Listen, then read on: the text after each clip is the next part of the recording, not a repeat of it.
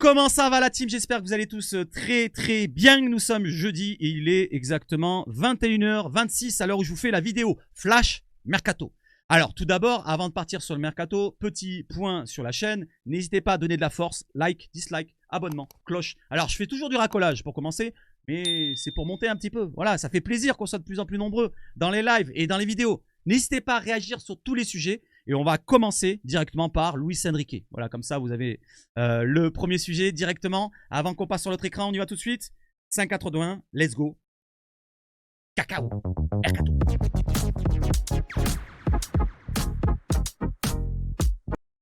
Et c'est parti, le Bayern Munich ne donnera pas suite à son intérêt pour un transfert de Luis Enrique. Le Brésilien n'est plus bien vu du côté du Munich.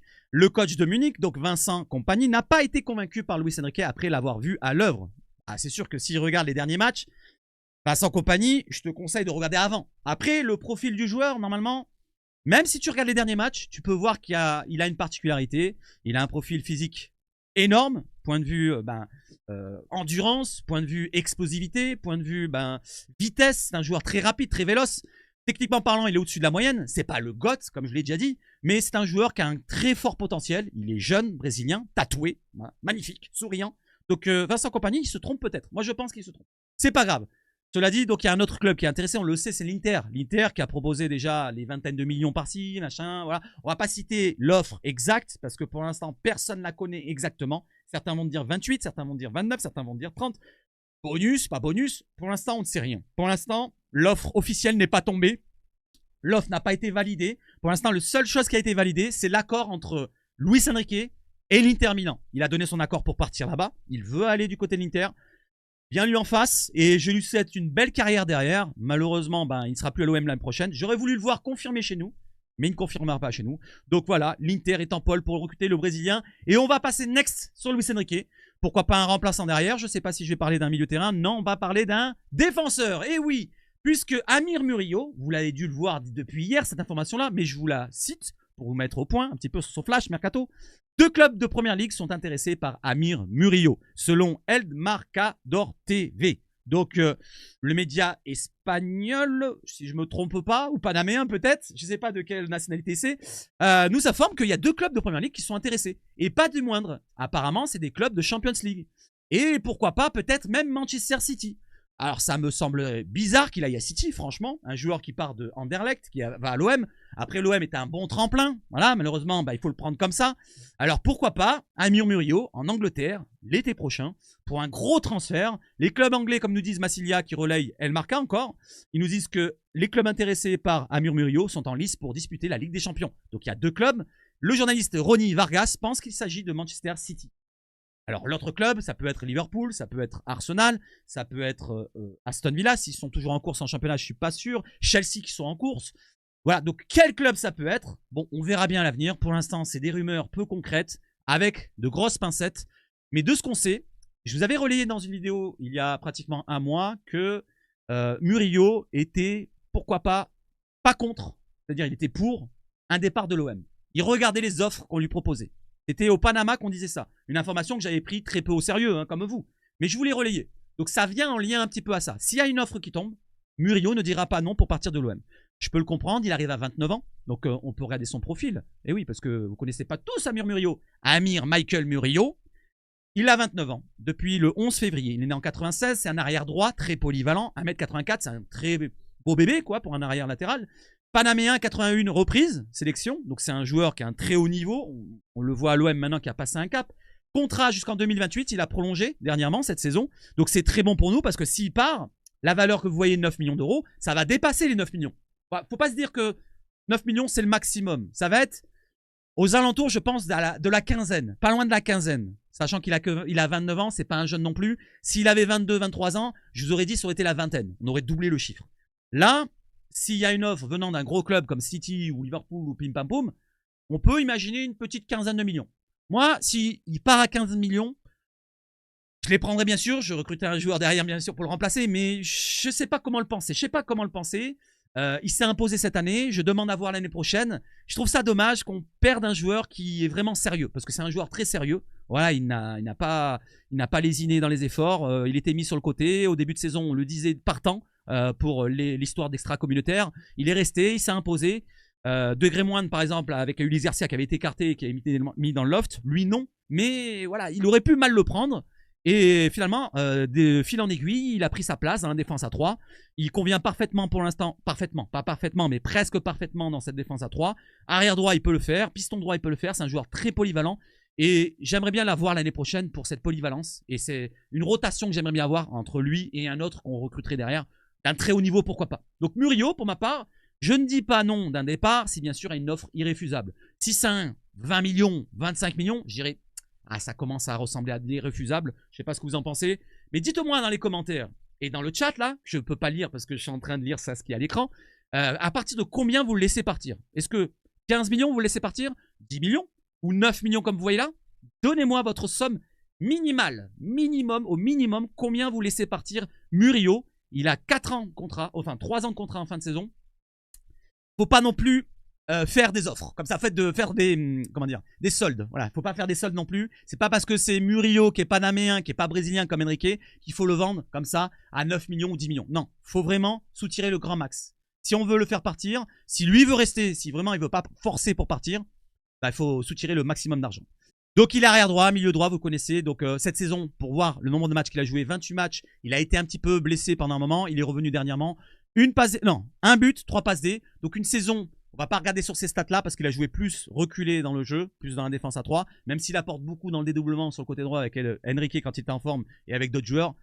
Donc c'est un joueur qui peut nous apporter l'année prochaine. Et on passe next pour l'année prochaine parce qu'il pourrait avoir un autre remplaçant en défense. Avant qu'on passe sur l'autre remplaçant, il y a un petit avis d'Anthony Obès, jeune journaliste qui travaille du côté de BFM, qui est intervenant chez BFM.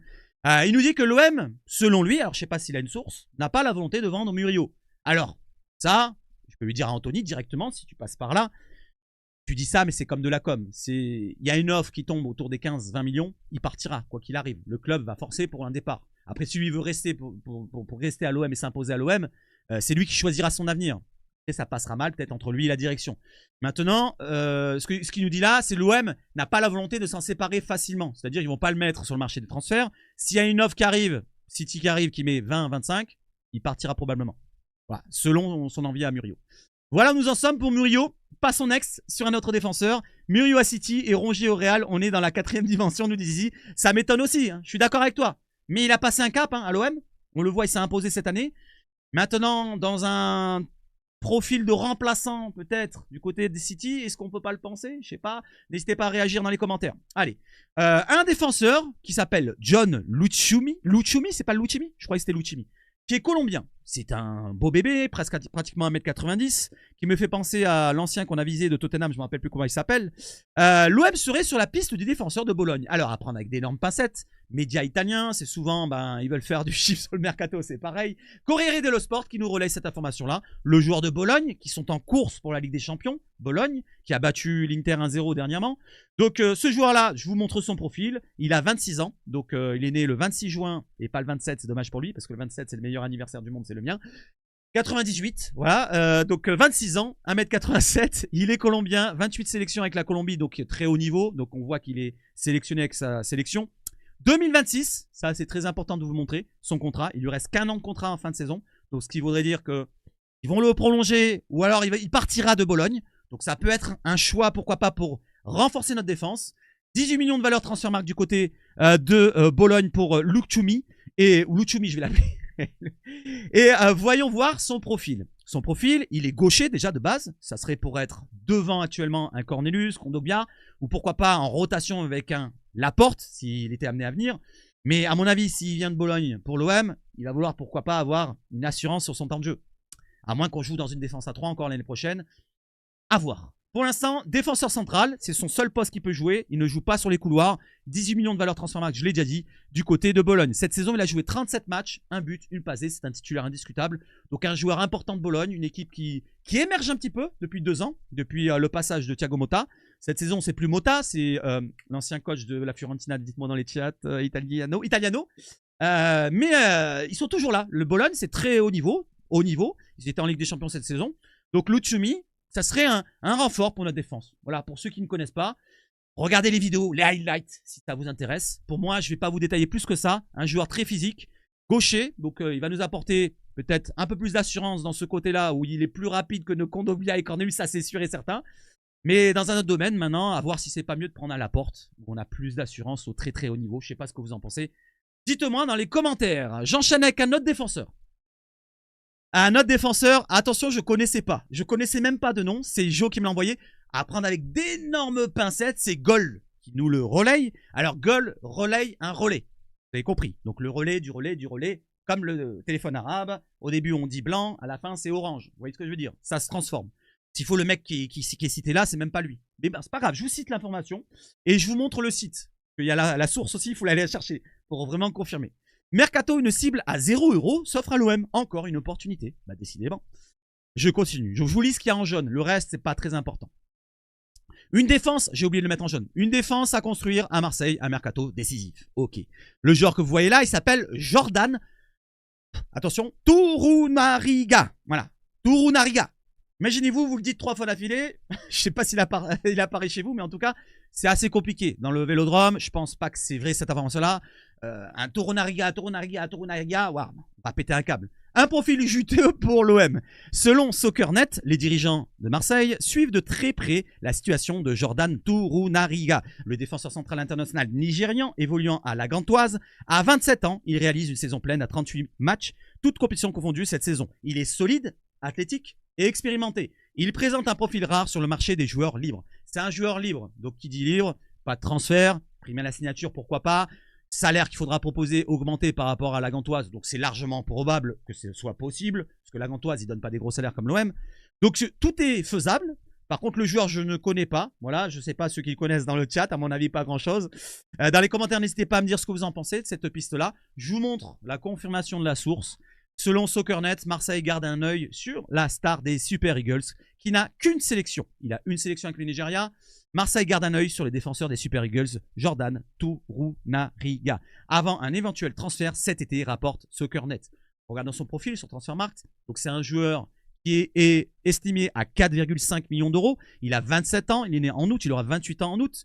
Il fait 1m91, très très gros gabarit, un Nigérian. Une sélection avec le Nigeria, 2025, donc il finit la saison et il est libre.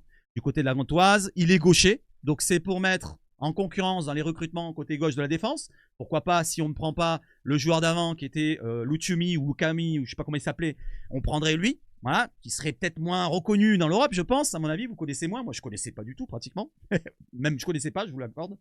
Donc c'est un défenseur par contre qui est un peu plus polyvalent. Donc il peut jouer défenseur central et il peut jouer arrière gauche. Donc voilà, un remplaçant, rotation, au cas où que Cornelius soit titulaire l'année prochaine. Alors là, vous allez vous allez gerber pour ceux qui sont là dans le chat et ceux qui sont dans les commentaires. N'hésitez pas à me dire ce que vous en pensez. Imaginons, l'année prochaine, on n'a pas beaucoup d'argent et on recrute comment il s'appelle Torunariga et on met titulaire Torunariga ou Cornelius en défense. Avec Balerdi serait parti et on récupère Meïté de prêt, que Meïté va revenir de prêt, on met Meïté titulaire. Donc on aurait Torunariga, Meïté en Ligue des Champions, Merlin à gauche, et on garde Lirola. Ah, c'est la blague, excusez-moi, c'était la blague. Non, je ne veux absolument pas avoir cette défense-là. Que ce soit de Merlin jusqu'à Lirola, je ne veux pas avoir cette défense titulaire. Alors, vous m'entendez bien maintenant, Merlin, je ne veux pas le voir titulaire l'année prochaine en Champions League. Je peux me tromper, mais il n'a pas la trempe d'un joueur d'être titulaire en Ligue des Champions avec l'OM. Donc si on veut vraiment passer un cap, passer en 8e de finale ou en 16e de finale, pourquoi pas, Merlin, ça doit être en rotation, à la limite, avec un joueur plus fort que lui, ou du même niveau, mais expérimenté, qui va lui apporter quelque chose.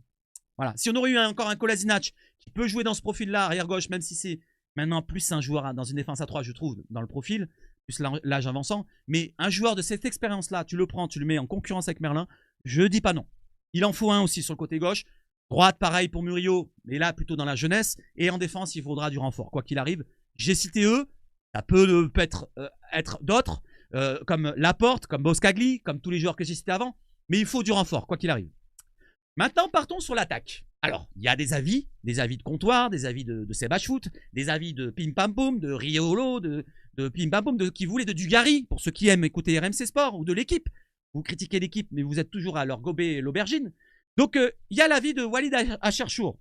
Je ne discrédite pas l'avis de Walid Acharchour, qui est peut-être bon, mais c'est pas une information. Certains vont le prendre pour une information. C'est pas parce que Walid Acharchour dit que si l'OM va en Ligue des Champions, je fonce sur Jean-Philippe Mateta, que c'est une information. C'est juste un avis. C'est comme un mec sur YouTube ou un avis de comptoir dans un bar, un mec bourré. Mais il est pas bourré. Là, il dit, deuxième saison à plus de 15 buts en première ligue, le mec. C'est pas mon football, mais c'est hyper fiable. Si tu l'entoures bien, surtout avec une Ligue des Champions à offrir, Marseille peut le séduire. C'est vrai que c'est un joueur très porté sur le physique. Il va déménager, on va dire. Très grande taille. Mais il peut apporter aussi dans les déplacements. C'est pas un joueur qui est que une pointe. Il va pas faire la carotte, comme on dit.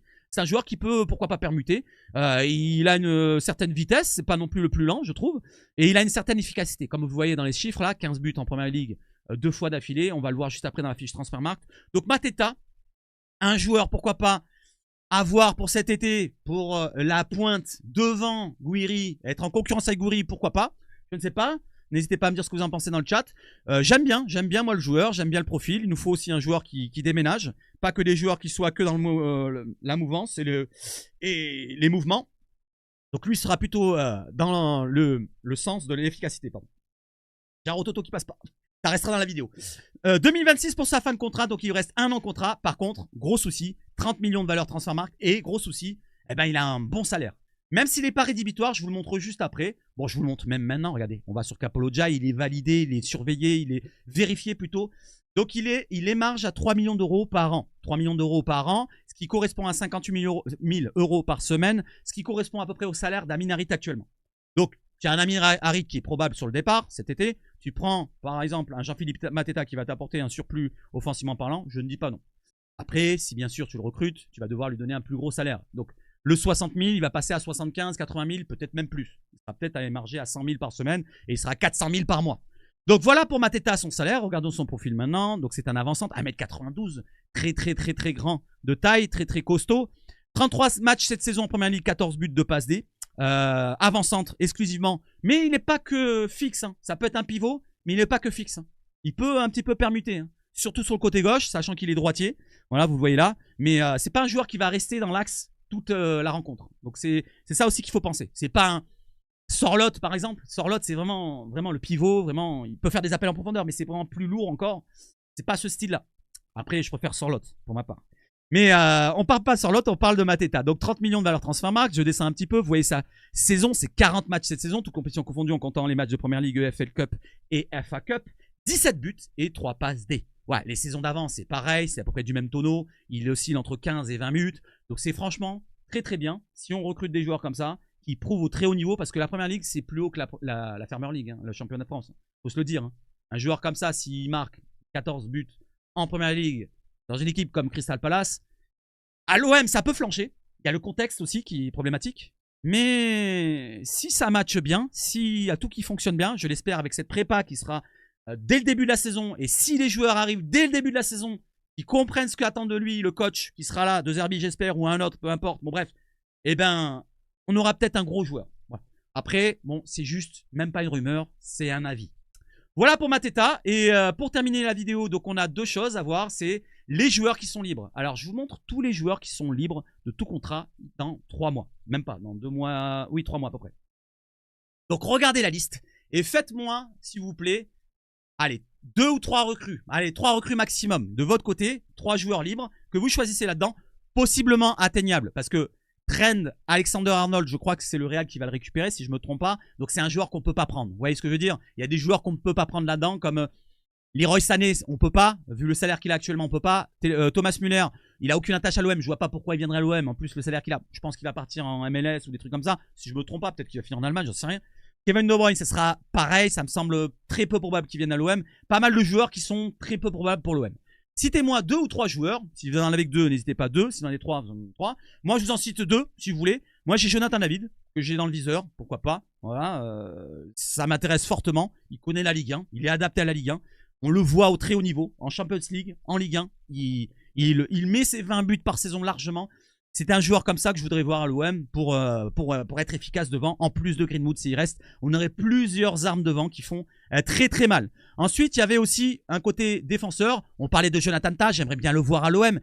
Ça me semble très délicat à attirer un joueur de ce domaine-là, mais je voudrais un autre défenseur. Donc Jonathan Tah, ça sera rédhibitoire pour moi, puisqu'il y a le Barça qui est intéressé pour lui. Et je pense qu'il a donné son accord en soum-soum. Il y a Boskagli. Voilà, je prendrai Boskagli et Jonathan David pour les joueurs libres. Si tu me dis 2 joueurs à choisir là-dedans, je prendrai Boskagli et Jonathan David. Voilà, je descends un peu la liste. N'hésitez pas à me dire ce que vous en pensez. Voilà, donc je descends. Vous faites pause de votre côté, ceux qui me regardent en vidéo. Et ceux qui sont en chat, on va en parler juste après. Voilà, voilà. Et on termine là. J'avais parlé de ce joueur-là dans ma compo la dernière fois, Reynaldo, pardon. Reynaldo, c'est le joueur de l'Atlético, défenseur arrière gauche, central, qui pourrait nous apporter ce côté-là, expérience pour la concurrence avec Merlin. C'est pas le GOAT. Et c'est un joueur sérieux. Bah, faut pas se dire, oh, Reynaldo, il est passé par Lille, il était nul. Non, non, le mec, il s'est quand même imposé, bon, sur une saison du côté de l'Atlético. Cette année, il joue un peu moins, mais il joue quand même. Il a son temps de jeu quand même. Regardez, c'est pas non plus le remplaçant du remplaçant. Et le voir devant Merlin, le concurrencer, pourquoi pas, ça va peut-être élever le niveau d'un jeune comme Merlin. Ça, c'est mon avis. Et c'est gratuit. Voilà. Peut-être le troisième, celui-là. Voilà. N'hésitez pas à me dire. Allez, et j'enchaîne avec la dernière information. Ça ne concerne pas le mercato. Ça sera pour les maillots de l'année prochaine. Donc, il y a un leak qui est tombé du site au... Pas leak, c'est marqué au-dessus. Ils nous disent que le maillot de l'année prochaine à domicile, comme vous voyez marqué homme, ça veut dire maison en anglais, c'est en blanc, comme vous voyez là. Le logo en bleu azur. L'étoile bien sûr, et le reste en bleu azur. Donc ça sera dans ce mix-là de couleurs pour le maillot à domicile. Le maillot à l'extérieur, maintenant on le voit ici, c'est plutôt couleur du HAC. Ouais, pour ceux qui voient ce que c'est, le HAC, c'est le Havre. Le Havre, ils ont ces couleurs-là, bleu marine, bleu ciel, bleu azur, ou bleu lumineux, comme il y a marqué là, et le logo bleu. Parce que vous en pensez, pour moi, maillot à l'extérieur, il n'est pas super joli si c'est ces couleurs-là, ça ressemblerait au Havre. Par contre, à voir comment c'est le concept. Si le concept est magnifique, je dis pas non, on verra bien. On verra bien. Et le dernier maillot, le third, un bleu flashy azur et un vivid blue. Voilà, je sais pas si c'est bleu royal, je croyais, mais bon, c'est bleu vivid. Et le logo en blanc. Voilà les amis, n'hésitez pas à me dire ce que vous en pensez pour les couleurs. Est-ce que vous validez ou pas? Et n'hésitez pas à me faire des remontrances, des messages sur tous les sujets qu'on a abordés. Voilà les amis, j'espère que vous avez passé un bon moment. N'hésitez pas encore le petit racolage. Vive le foot chez Savage Foot. On se retrouve pour un prochain live, une prochaine vidéo. N'hésitez pas à activer la cloche, c'est très important. Et surtout,